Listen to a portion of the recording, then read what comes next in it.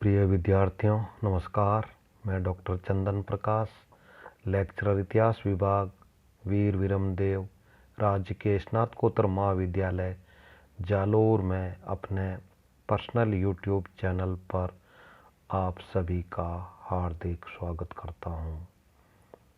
प्रिय विद्यार्थियों, आज हम कक्षा बीए पार्ट प्रथम पेपर द्वितीय के अंतर्गत उत्तर वैदिक कालीन धर्म और दर्शन का अध्ययन करेंगे।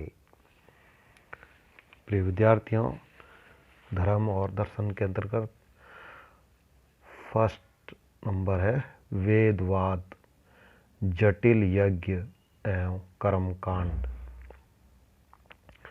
उत्तर वैदिक काल के बदलते हुए भौतिक परिदृश्य के साथ धर्म में भी क्लिष्टता एवं जटिलता का पदार्पण हुआ। भूमि से लगाव एवं विकास की गति ने आर्यों की भौतिक अभिलाषाओं में वृद्धि की, जिनकी पूर्ति के लिए उन्होंने देवताओं को विशेष रूप से प्रसन्न करना चाहा।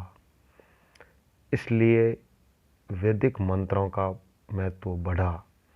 इस युग को वेदवाद का युग भी कहा जा सकता है।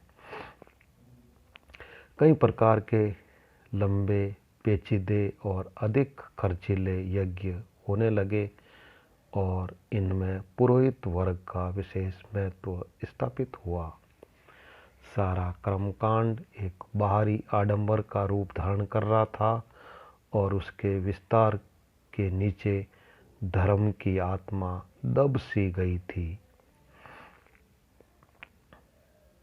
अश्वमेध, राजसूय, वाजपेयी आदि विशाल यज्ञों का विकास इस युग में हुआ।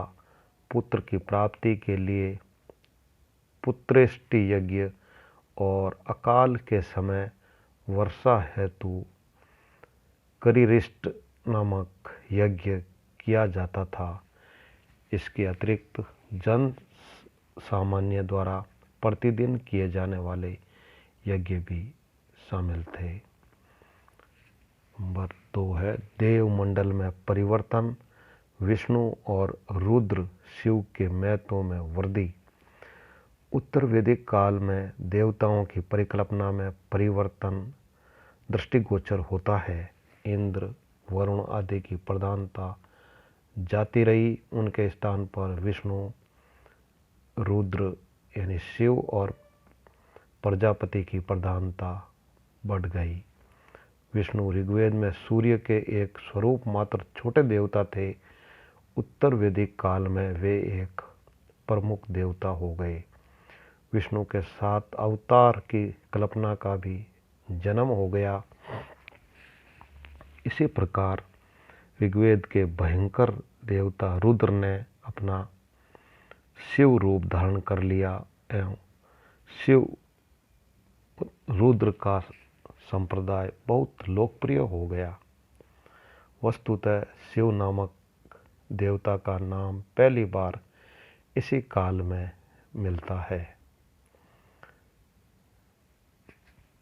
नेक्स्ट है लोक धर्म का विकास। प्रचलित लौकिक विश्वासों एवं अंधविश्वासों पर आधारित लोक धर्म के बहुत से तत्व अथर्ववेद में दिखाई देते हैं। इसमें वशीकरण, जादू टोना, मारण, अत्याचार आदि का उल्लेख है। राक्षस, पिशाच जैसी आसुरी शक्तियों का भी इसमें उल्लेख मिलता है।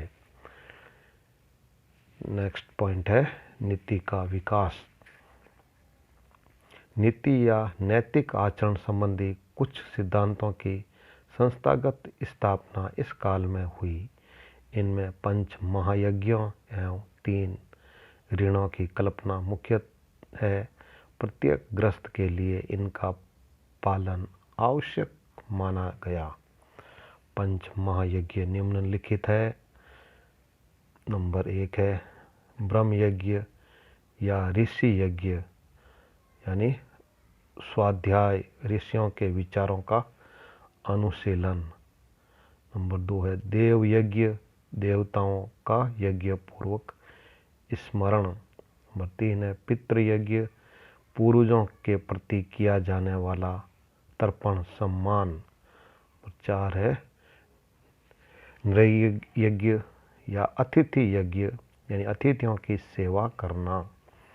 नंबर 5 है भूत यज्ञ यानी कि विभिन्न जीवों जैसे गाय, कुत्ता, कौवा, चींटी आदि को भोजन देकर संतुष्ट करना। इन यज्ञों के सिद्धांत में यह प्रतिपादित किया गया है कि मनुष्य विश्व में एकाकी या स्वकेंद्रित सत्ता नहीं है, उसके सामाजिक उत्तरदायित्व भी है जिनका निर्वहन उसका धर्म है। मनुष्य के 3 ऋण है। देव ऋण, देवताओं के प्रति दायित्व जिसे यज्ञ आदि से पूरा किया जाता है। नंबर 2 है ऋषि ऋण, प्राचीन ज्ञान और विद्या के प्रति दायित्व जिसे स्वाध्याय द्वारा पूरा किया जाता है। और नंबर 3 है पितृ ऋण यानी पूर्वजों के प्रति कर्तव्य जिसे संतानों उत्पत्ति करके पूरा किया जाता है। नेक्स्ट पॉइंट है दार्शनिक चिंतन एवं उपनिषदों का एकत्ववाद। उत्तर वैदिक काल में जहाँ एक और याज्ञिक अनुष्ठानों और कर्म कांडों का विकास दिखाई देता है और दूसरी ओर इस काल के अंत में उपनिषदों में ज्ञान मार्गी चिंतन की पराकाष्ठा एवं दार्शनिक प्रश्नों का निगूढ़ विवेचन मिलता है। उपनिषदों में मिलने वाली तत्व मीमांसा आर्यों की सर्वोच्च उपलब्धि है जो बाद की भारतीय विचारधारा के लिए एक चिरंतन संदर्भ बन गई। उपनिषदों का मूल प्रतिपाद्य एकत्ववाद का सिद्धांत है जिसके अनुसार संसार का अंतिम एवं एकमात्र सत्य जो संसार में व्याप्त है और उससे परे भी है वह ब्रह्म है और व्यक्ति का स्व का अंतिम एवं एकमात्र सत्य जो व्यक्ति में व्याप्त है और उससे भी परे है वह है आत्मा। और ब्रह्म एवं आत्मा वस्तुतः एक ही है, इनमें द्वैत नहीं है। उपनिषदों के महत्वपूर्ण उद्घोष है अयम आत्मा ब्रह्म, ये आत्मा ही ब्रह्म है। तत्वमसि अर्थात तुम ही ब्रह्म हो।